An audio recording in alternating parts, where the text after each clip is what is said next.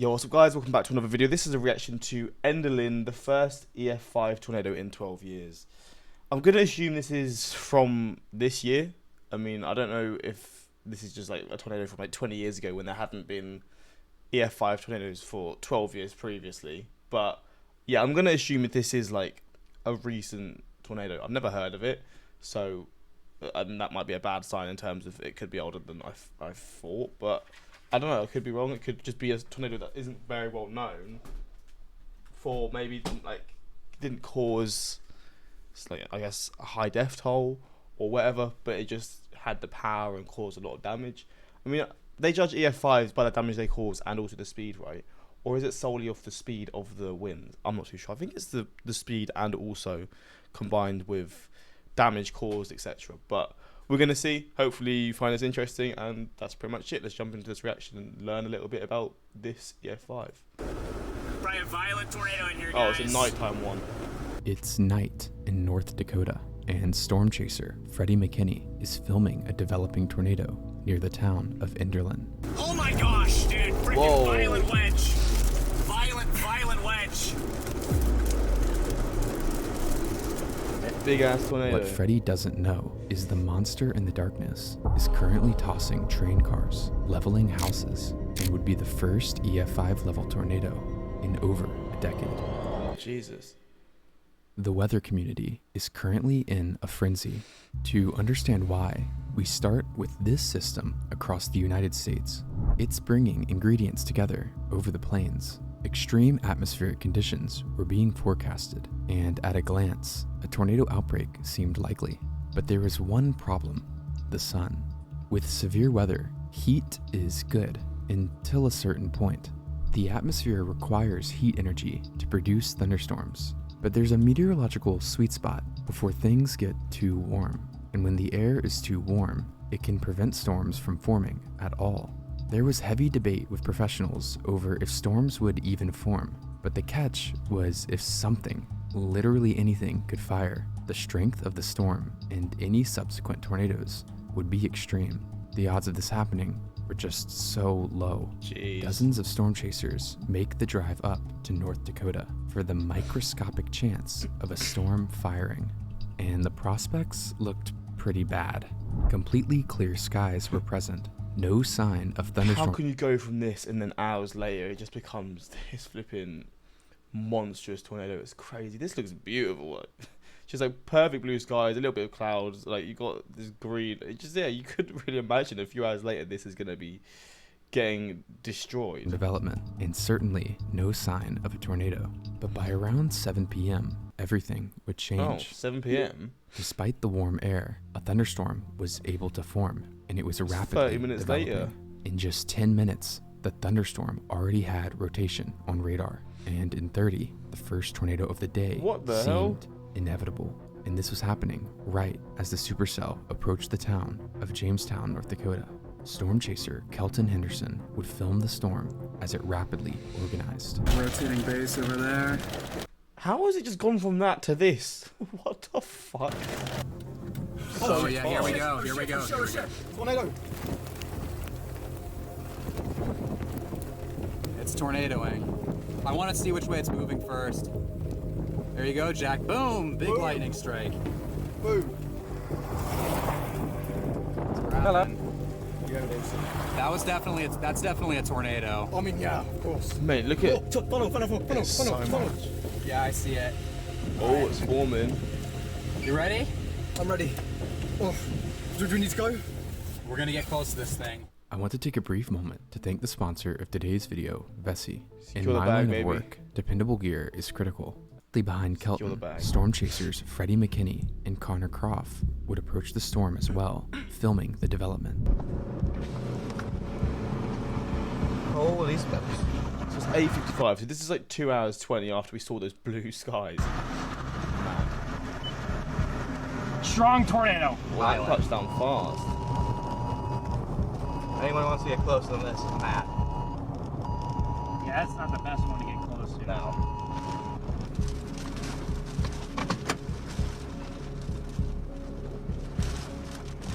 Why the RP is so insane? I'm about to get rolled. want to get out. You want to point it into the wind? No, what I want to do is get out of my car. But Good luck. Mate. pretty much. Beautiful tornado.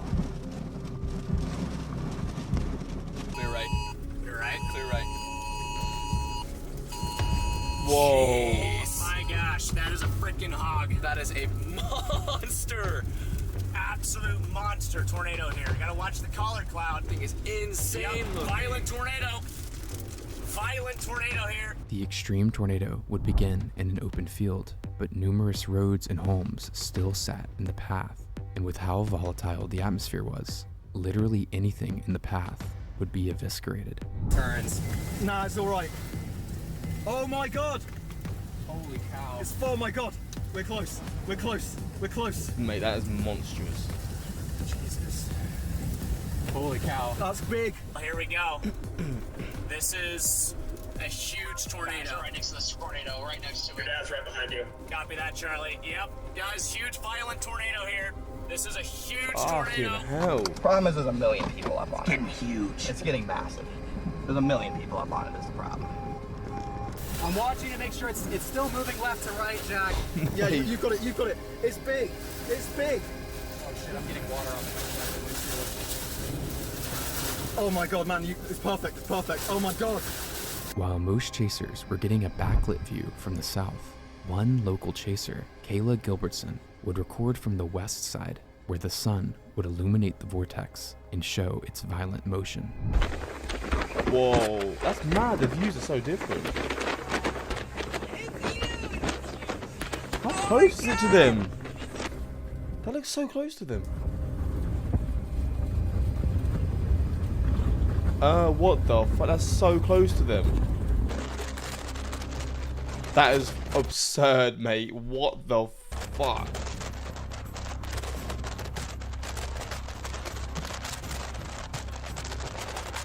Traditional chasers were not the only people tracking crazy. the intense tornado.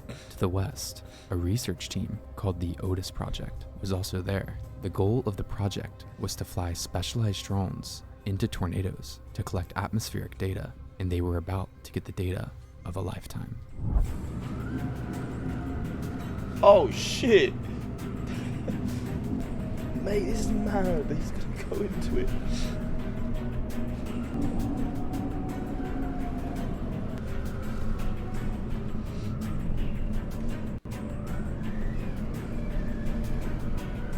As Otis circles the tornado, the drone begins to be sucked around the vortex, and the inner structure becomes apparent. Mate.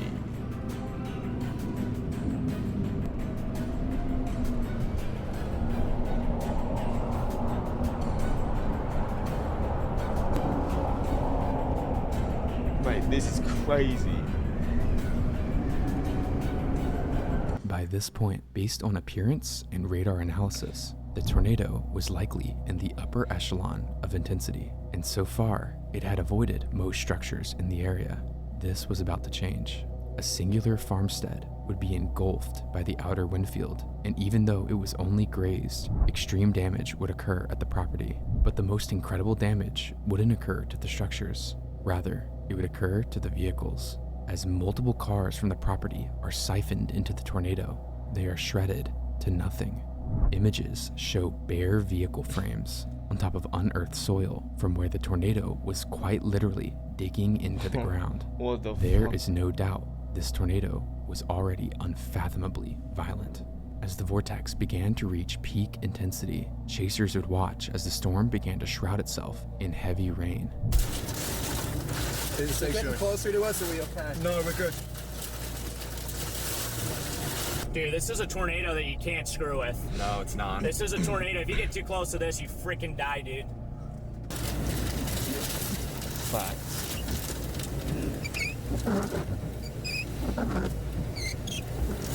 It's disappearing into the rain. Alright, I officially lost visual on the camera. Goodness. That thing got HP Yeah, quick. good thing we didn't go up for that. I've lost it. I've lost it completely. Wow, what the hell? I don't like Getting this. out of here, folks. I don't You either. can't see it. I'm getting out too. Yeah, I've been staying further back from this one. The now invisible tornado would begin to change direction as it also began to dissipate. This first circulation would be named the Spiritwood tornado, and its final rating, despite the extreme nature, would be EF3 due to the minimal damage it caused. Okay. As the sun began to set, the storm would ramp That wasn't the EF5. I just realised we've got an EF5 to come. up to produce its next tornado. Connor Croft would get ahead of the new circulation as it formed. Unlike the first tornado, which began extremely visible, this next one would instantly wrap itself in rain as it grew to over half a mile wide. Oh, coming down. Except for one yet, or you guys right about there? Gonna come down. Gonna come down, guys. Stovepipe. Large stovepipe on the ground now. Wouldn't go farther either unless you really booked it. Yeah, because it's about to cross the road. See that? We just gotta make sure, watch the rain. If those trees like start to disappear or something, that's our cue to get the hell out. The large tornado would quickly dissipate. Its track through open fields allowed it to cause minimal damage, though analysis of radar scans suggested the second tornado was also extremely strong. The Valley City tornado would be rated EF2. By this point, the sky was pitch black and night had fallen. God damn. It had seemed the outbreak of tornadoes was coming to an end. However, a second storm south of the main one began to show signs of intensification. In just 45 minutes, this storm would produce one of the most extreme tornadoes in modern history. Pretty much every storm chaser in the area notices the uptick in intensity on the southern storm and begins to bail south through the blinding rain and wind. The storm doesn't wait for chasers to come to it though, and produces its first tornado near the town of Fort Ransom at 10:15 p.m. This tornado, unlike the massive wedges so far, was relatively thin. It narrowly missed multiple homes. While it curved to the north, one chaser, Tanner Charles, was able to get in position to catch the end of the tornado. So close it to is it. like Mate, freaking Twister. imagine being this close to a tornado and you can't even see it. Like, bro, it's He's up mental. in this joint, bro. Oh, fuck me. Oh, that's crazy. Oh, Look at shit. that pipe, guys. You can see it in the. You can see it. Nah, man. This intense So much lightning as well. but short-lived tornado is a common occurrence in extreme supercells, ramping up in intensity, almost like the storm is calibrating its rotation before unleashing a monster. And at this point, the storm was ready. Paved road options around the storm funneled the majority of chasers first south, east, and then heading north, viewing it from the south. We're headed north to Sheldon. If that couplet is legit, there should be a strong tornado. There's just, it's not nothing I can see contact to the ground, but there's definitely something back there. Here's popping again. Whoa, that was so close. There's something dusty back there. Copy, blasting north right now. Okay guys, I do have a large... Oh, yep, wedge tornado guys, wedge tornado to my northwest, I can confirm. Oh, definitely. Oh, oh. Down. Oh my god, monster. Tornado. My walkie just died. Holy cow, that's a monster. Yeah, I think there's a tornado. Yeah, there's a tornado. Tornado. Big wedge tornado. Wedge. Trending to... Oh, that left edge is huge, bro. A freaking massive tornado. Whoa, Mate. holy, Okay, yeah, we can Oh, my holy cow. Monster. Oh my got god. it here in 4K. Insane violence. The massive tornado would touch down at 11:02 p.m., and in under a minute, it would grow to nearly a mile wide. Oh my gosh, it's a huge tornado. Holy shit. I what wish the- the mile service would wide. sell. Yeah, if there's any... I don't know if Starlink could be working.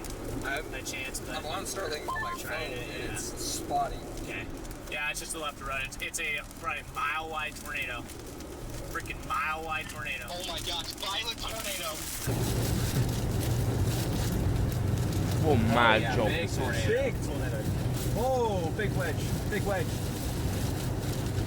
At this point, the tornado would be harboring some of the strongest winds conceivable on the planet, and it was heading directly for a railroad track packed with train cars. some of these cars weighing thousands of pounds. As the core of the tornado approached, 33 separate rail cars slowly keeled over off the tracks, and as the winds drove straight into the sides of the tankers, the force would violently tear apart the chain of cars in an arc-like fashion. Oh, it was as this chain of cars slid across the ground that the last car in the arc, now caught in the very center of the tornado, would detach from the train and go airborne.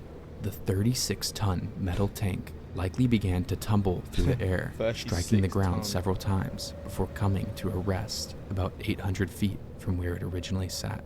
Forensic analysis of the damage done to these cars concluded that winds of 230 miles per hour would be required to overturn a fully loaded grain hopper, and over 266 miles per hour would have had to have existed to loft the tanker car 480 feet from its resting place. These are some of the strongest wind calculations ever found within a tornado, firmly placing it within the EF5 category, the highest possible classification, and it was now heading directly for homes. To the northeast, within the town of Enderlin, North Dakota, resident John Lux would film the tornado from a gas station parking lot. What the fuck? What the fuck? Oh my god, that's fucked. That's so fucking big. That is mental. Stitching together frames of the video shows the over mile-wide wedge tornado. Above it is some of the most incredible storm structure ever. To the south, storm chaser Alex Russell would take a series of photos of the tornado in the distance, further showcasing the incredible storm structure and enormous size of the tornado. The circulation, now over a mile wide, would hit its first structure. While not a direct hit, the home would still be practically destroyed. Luckily, no one was home at the time. As the path curved to the north, swaths of forest would be violently shredded, with some trees removed completely from their root systems and thrown. By this point, the tornado was crossing Highway 46, and across the highway were two homes with people inside. As the core crosses directly between the structures, the violent winds would sweep both completely off their foundations. Nothing would remain of either property.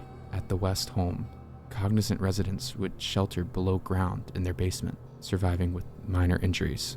However, an older couple in the east home, Michael and Catherine Den, would not share the same fate, instantly dying as the home ceased to exist. Damn. The tornado at this point would begin to turn due north, similar to the rest of the tornadoes in the outbreak. Chasers would continue filming as the tornado shedded its cloud base, exposing a sprawling tube in the night sky. No, these trees, man. There should be a gap. There's so many trees on this road. Those pesky trees.